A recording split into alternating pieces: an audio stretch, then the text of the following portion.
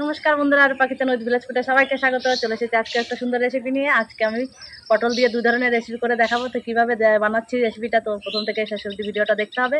আর ভিডিওটা ভালো লাগলে অবশ্যই একটা কমেন্ট করে জানাতে হবে, আর একটা অবশ্যই লাইক একটা শেয়ার করতে হবে। তো চলুন শুরু করি আজকে রেসিপি। তো বন্ধুরা দেখো, এখানে আমি মাঠে থেকে 1.5 কিলো পটল নিয়ে এসেছি, মানে আন্দাজ করে তুলে নিয়ে এসেছি। বাড়ি এসে দেখছি 1.5 কিলো হয়েছে। তো এই পটলগুলো আমি দু রকমের রেসিপি করব, দুভাগে ভাগ করে নিয়ে। তো তার জন্য সবগুলো পটলই কিন্তু যে উপরে যে একটা পাতলা আস্তরণ যে খোসাটা আছে ওইটা আমি একটু ছাড়িয়ে নেব। তো দেখো এইভাবে, এই দেখো এইভাবে কিন্তু উপরের যে পাতলা আস্তরণটা এটা আমি একটু ছাড়িয়ে নেব।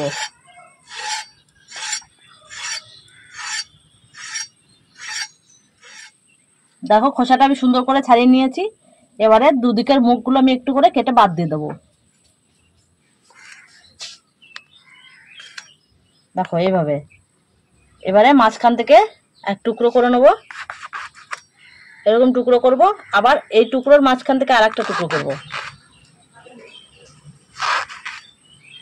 দেখো এরকম একটা পটলে 4 টুকরো করে এইভাবে সব অর্ধেক পটলগুলো আমি কেটে নেব।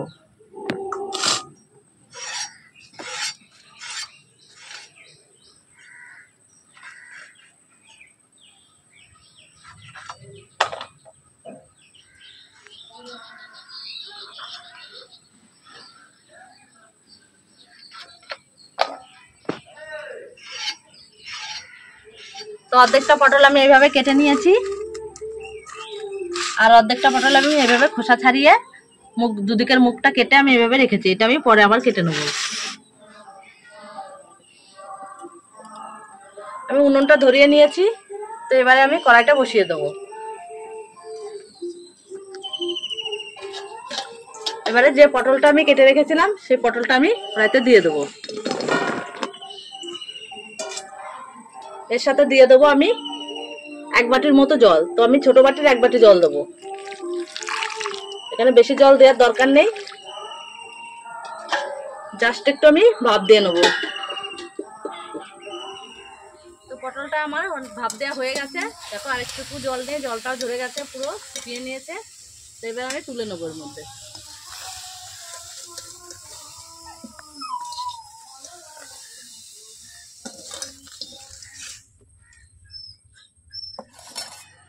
তো এই পটলটা দেখো আমার ভালোভাবে সেদ্ধ হয়ে গেছে, দেখেই বুঝতে পারছো। তো আমি কিছুক্ষণ এটা ঠান্ডা করতে দেবো। ঠান্ডা করার পর কিন্তু এটা আমি পেস্ট করে নেবো। এবার কড়াইটা একটু গরম করে নেবো। কড়াইটা আমার গরম হয়ে গেছে। এবার এই কড়াইতে আমি দিয়ে দেবো সরষের তেল। তো এই তেলের মধ্যে আমি 4টে শুকনো লঙ্কা ভেজে নেবো।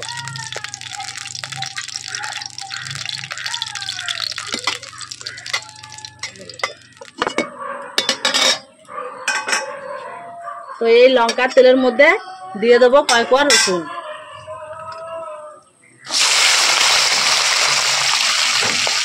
রসুনটা একটু লাল করে ভেজে নেবো।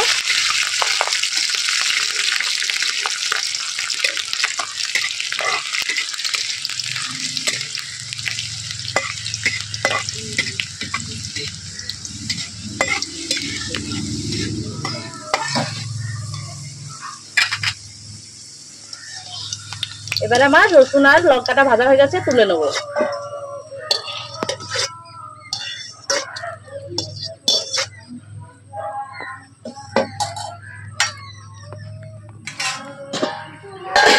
এবার এই তেলের মধ্যেই আমি যে পটলটা কুচিয়ে রেখেছিলাম, মানে সরু সরু করে কেটে রেখেছিলাম, এই পটলটা ভেজে নেব।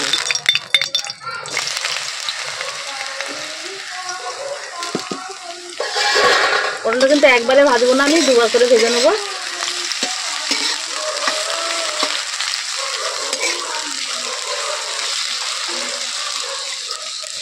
এই পটলের মধ্যে আমি দিয়ে দেবো স্বাদ মতো লবণ,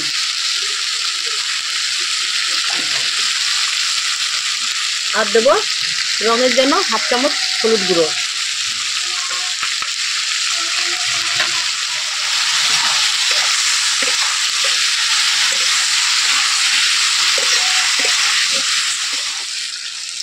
তো পটলটা আমার ভাজা হয়ে গেছে সুন্দরভাবে। এবারে আমি তুলে নেব।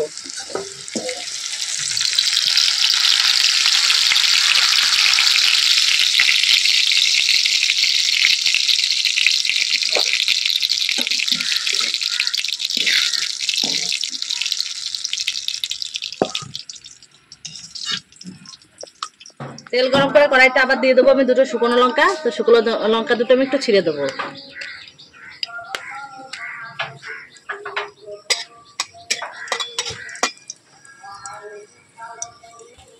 এবার এখানে দিয়ে দেবো আমি অল্প পরিমাণে কালো জিরে। কালো জিরে শুকনো লঙ্কাটা একটু ভেজে নিয়েছি। তো এর মধ্যে আমি এবার দিয়ে দেবো রসুন কুচি। তো এখানে আমি দেখো অনেকগুলো রসুন কুচিয়ে রেখেছিলাম। তো রসুন কুচিটা আমি সবটাই দিয়ে দেবো এর মধ্যে।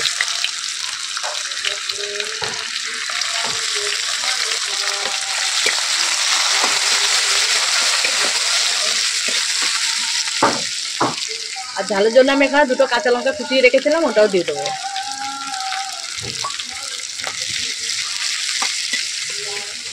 তো দেখো সবগুলো আমি ভালো করে ভেজে নিয়েছি। তো এর মধ্যে এবারে দিয়ে দেবো আমি পেঁয়াজ কুচি। তো আমি এখানে বড় সাইজের দুটো পেঁয়াজ কুচিয়ে রেখেছিলাম, এবার এটা দিয়ে দেবো।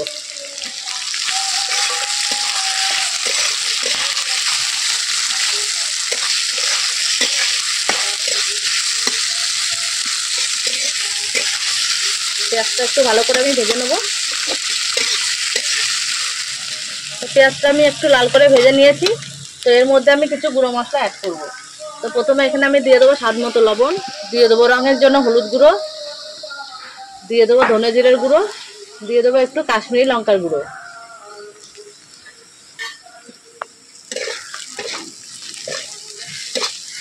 ভালো করে একটু মিশিয়ে নেব।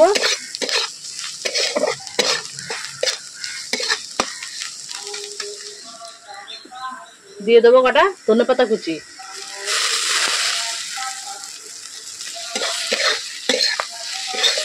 সব মশলা ভালো করে মিশিয়ে আমি এবারে যে পটলটাকে পেস্ট করে এনেছিলাম, তো কত সুন্দর পেস্টটা হয়েছে দেখো। তো এই পেস্টটা এর মধ্যে দিয়ে দেবো।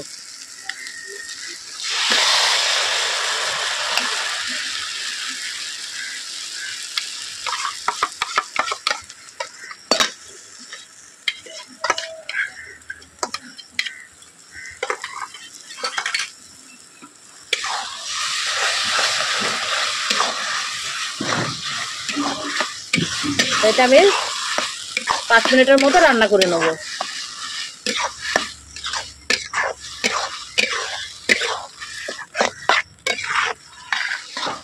দেখো আমার এই রান্নাটা কিন্তু হয়ে গেছে, যে কড়াই থেকে এমনি এমনি উঠে আসছে দেখো।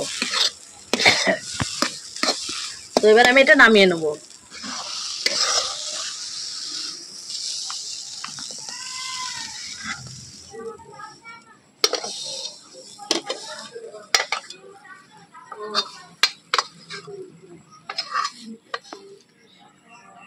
এবারে এদিকে যে আমি লঙ্কা রসুনটা ভেজে রেখেছিলাম আর আমি এখানে পটলটাও ভেজে রেখেছিলাম, সেটার মধ্যে দিয়ে দেবো।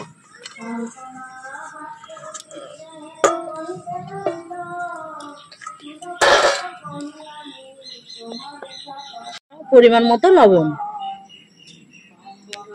লবণ দিয়ে আমি লঙ্কা রসুনটা একটু ভালো করে মাখিয়ে নেব। তোমরা ঝাল যে যেরকম খাও সে সেরকম ঝাল খাবে। তো এখানে ঝালের জন্য কিন্তু কাঁচা লঙ্কা কুচিও দিতে পারো, তো আমি দিচ্ছি না।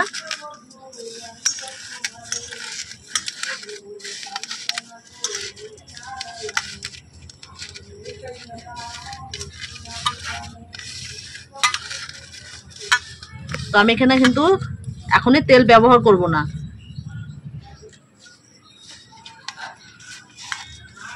তো এবারে কিন্তু আমি পটলগুলো একটু ভালো করে ভেঙে ভেঙে হাতে করে যতটা চাপ দেওয়া যায় ততটা চাপ দিয়ে আমি কিন্তু ভালো করে মাখিয়ে নেব। এবারে দিয়ে দেবো আমি এখানে বড় সাইজের একটা পেঁয়াজ কেটে রেখেছিলাম, তো পেঁয়াজটাও দিয়ে দেবো এর মধ্যে।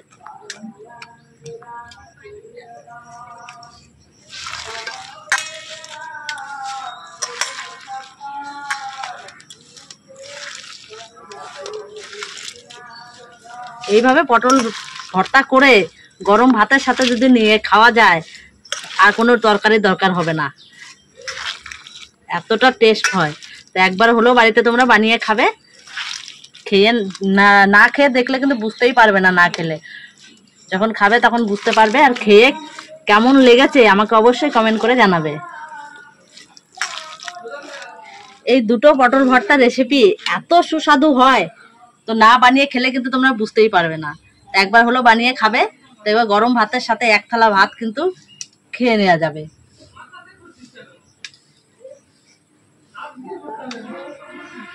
তো বন্ধুরা, আজকে আমার এই পটল ভর্তা রেসিপি দুটো কেমন লাগলো অবশ্যই কমেন্ট করে জানাবেন, আর একটু বেশি বেশি করে লাইক শেয়ার করবেন। আর আমার চ্যানেলে এরকম নতুন নতুন রেসিপি পেতে হলে চ্যানেলটিকে সাবস্ক্রাইব করে পাশে থাকবেন। আবারও ফিরে আসবো অন্য কোনো সময় অন্য কোনো রেসিপি নিয়ে। ততক্ষণে ভালো থাকবেন, সুস্থ থাকবেন, সাবধানে থাকবেন।